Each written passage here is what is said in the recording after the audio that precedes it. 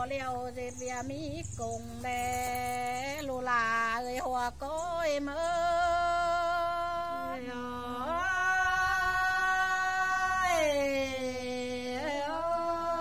nhào ngân sờ thùng lạc má giang chầu sang nơi ơi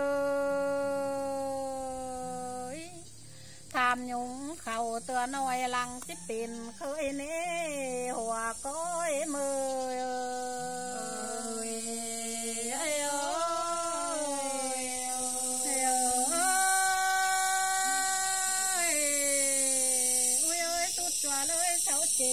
con mi tôi nè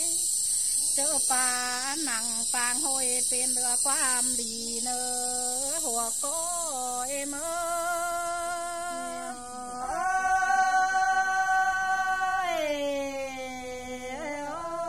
về phía mương nghề pì hạc bánh rồi nói nơ xăm tươm lại lại hồi vào phiếu vào ảo tê lô hùa có em ơi ơi ơi ơi ơi dệt về mương tứ cầu phố son thôi nữa cháu lắc rồi ao bay hôm chuông gần mương bên nữa hùa có em ơi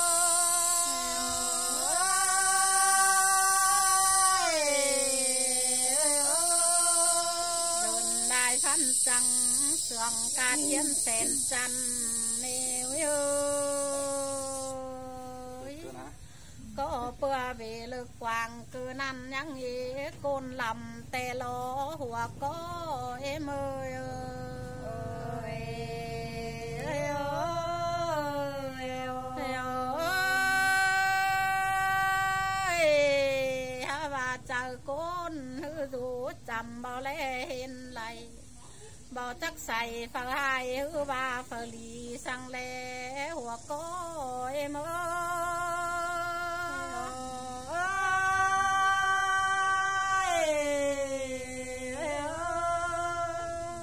bà nà bê ngơi dệt về mương nghề pì hạc bèn dơn hay nữa dơn tin cháu từ bay sao ngắm phăng đủ lên ê lù là em ơi ơi ơi ơi ơi có bữa pu sung po mi linh tùm sơ bề nhà lò mi nằm mương đùm hôm tiền tên à xài bèn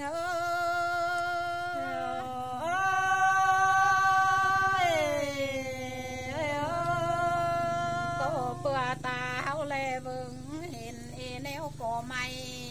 tên đơn tị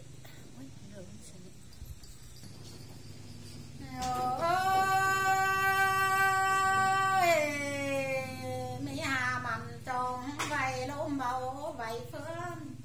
có bữa hao dễ hơn ế sầu trong sông ăn mầm tên à xài tên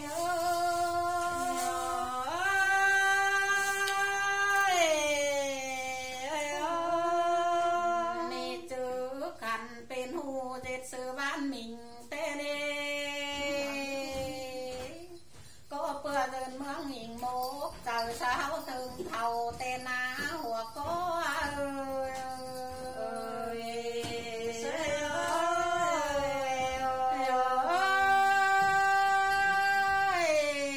mi chức tàu có măng phương sở đơn mương nế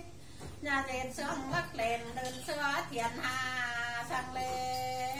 lắc nâng nèng xịt cha thảo kế lưng trà dần mương lại kén trà vườn lê hình tàu tê lô thu tên em ơi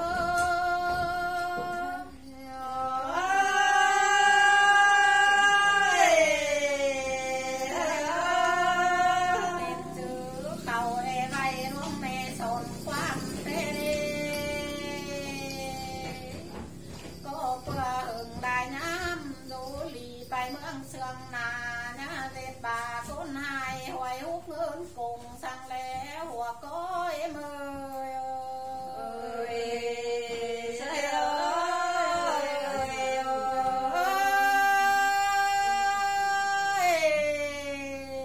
dệt con xin nhà lồng tỏi quá mềm bầu lại nữa lù là ơi hùa có